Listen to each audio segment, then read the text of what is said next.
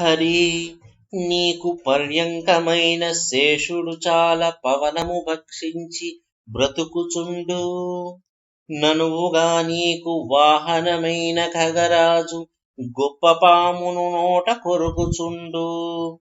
అదిగాక నీ భార్య అయిన లక్ష్మీదేవి దినము పేరంటంబు తిరుగుచుండు.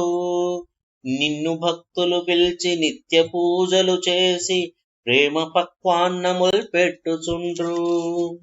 స్వస్థముగ నీకు గ్రాసము జరుగుచుండ, కాసు నీ చేతిదొకటైన కాదు వ్యయము.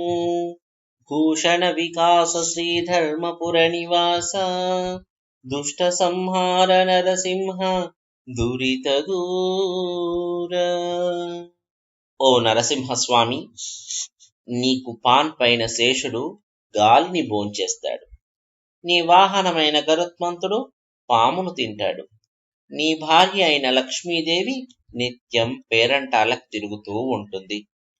నిన్ను భక్తులు పిలిచి నిత్య పూజలు చేసి వండిన పాయసాన్నాళ్ళు భక్ష్యాలు పెడుతూ ఉంటారు.